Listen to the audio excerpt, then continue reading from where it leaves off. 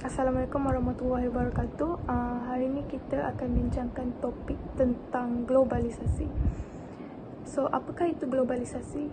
Menurut Kamus Dewan, globalisasi merupakan satu fenomena yang menjadikan dunia mengecil dari segi perhubungan manusia disebabkan kepantasan perkembangan teknologi maklumat. Manakala cendekiawan barat mentaktifkan globalisasi sebagai satu proses kehidupan yang serba luas dan infiniti, merangkumi segala aspek kehidupan seperti politik, sosial dan ekonomi yang boleh dirasai seluruh manusia di dunia ini. Hal ini bermakna segala-galanya menjadi milik bersama dalam konsep dunia tanpa sepadan. Oleh itu, punca utama yang mendatangkan gejala sosial adalah globalisasi. Globalisasi juga merupakan satu proses untuk meletakkan dunia di bawah satu unit yang sama tanpa dibatasi oleh sepadan dan kedudukan geografis sebuah negara. Melalui proses ini, dunia juga tidak lagi mempunyai sepadan dengan ruang udara dan langit dan terbuka luas untuk dimasuki oleh pelbagai maklumat yang disalurkan menerusi pelbagai perantaraan seperti media komunikasi, internet, media elektronik dan tekno-cyber. Seperti yang kita tahu, Malaysia pada hari ini dilanda gelombang ketiga wabak COVID-19. Oleh itu, ramai yang tertanya-tanya, adakah solat berjemaah secara berjarak dibenarkan dalam Islam? Saya akan berikan Firdaus untuk menerangkan persoalan. Assalamualaikum warahmatullahi wabarakatuh. Baiklah, hari ini saya akan menerangkan berkenaan dengan soalan yang diberikan oleh Syahidah. Okey, adakah solat berjemaah secara berjarak dibolehkan dalam Islam semasa pandemik sekarang? Seperti yang kita tahu, sewaktu pada zaman Rasulullah SAW pada zaman dahulu, terdapat juga penyakit-penyakit yang berjangkit seperti sekarang. Tetapi penyakit tersebut dipanggil sebagai penyakit sopak, penyakit kusta, penyakit taun dan banyak lagi. Tetapi pada zaman dahulu, walaupun penyakit itu berjangkit, tetapi tiada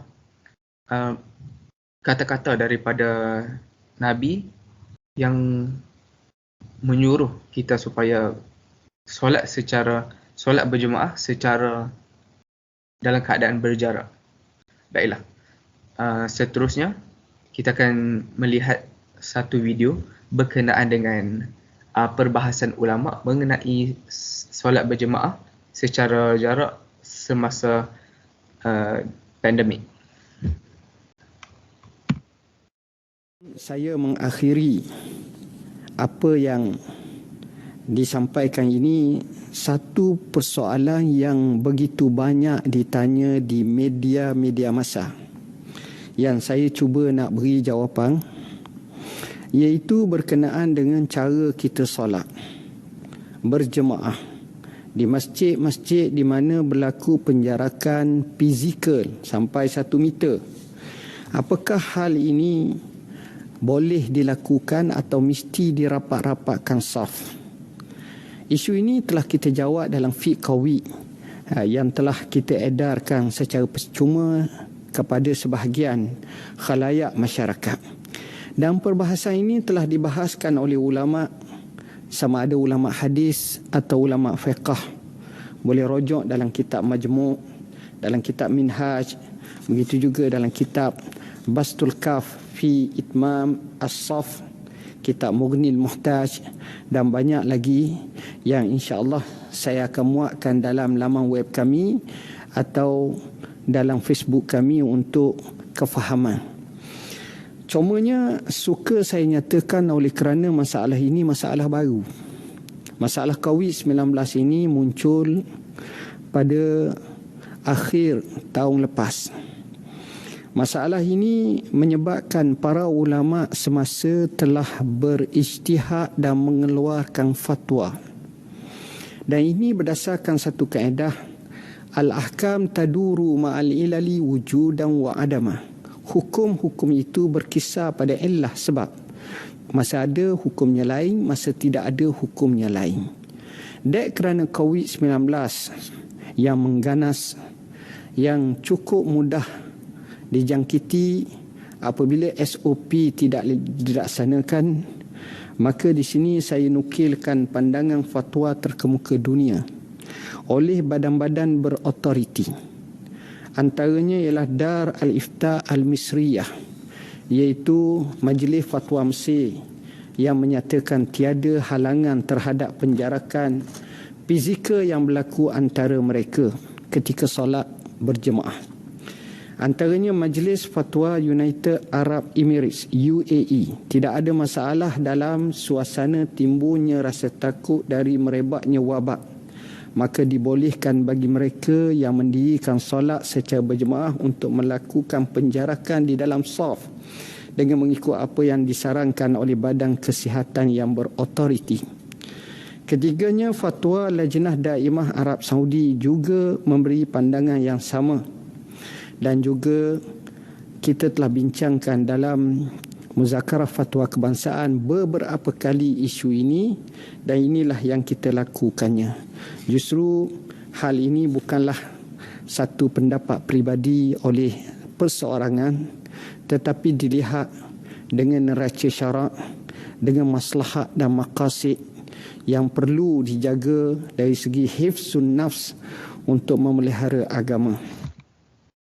Baiklah, berdasarkan video yang kita dapat lihat tadi, bahawa solat berjemaah secara berjarak sewaktu pandemik sekarang adalah dibenarkan mengikut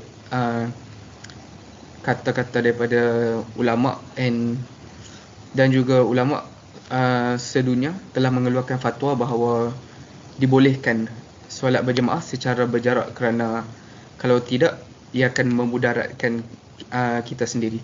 Baiklah, terdapat satu hadis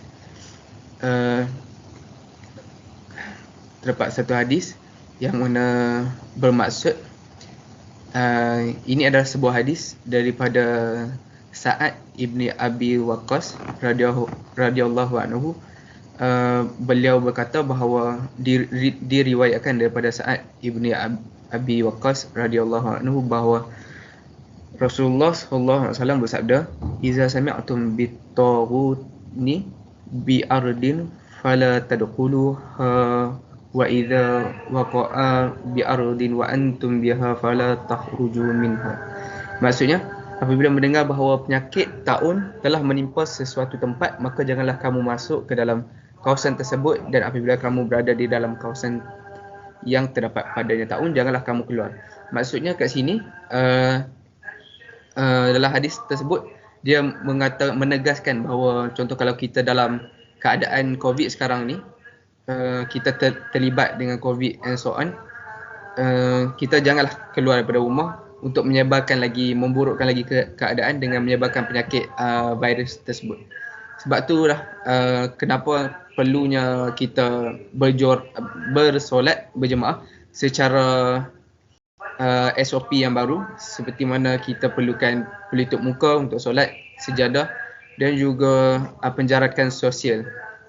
Baiklah, saya harap sedikit sebanyak dapat terjawab perbahasan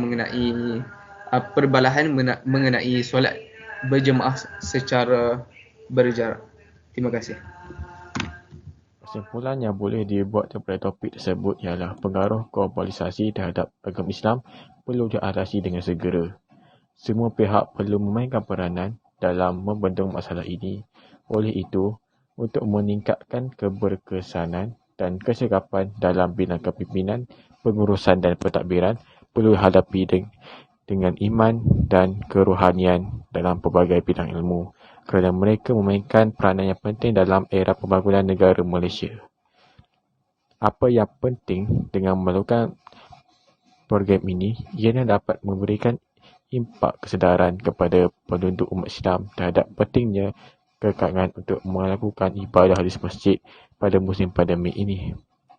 Ini secara tak langsung dapat meningkatkan motivasi diri bagi mempertahankan agama Islam dan dapat membina keyakinan diri supaya berani bercakap di khalayak yang ramai. Selain itu, ia dapat mengajar kepada generasi muda iaitu perjuangan berdakwah dalam agama Islam seperti pahlawan terdahulu. Dengan ini, Ianya membuka mata masyarakat terhadap golongan yang bukan Islam terhadap Islam sebagai agama yang rasmi di Malaysia.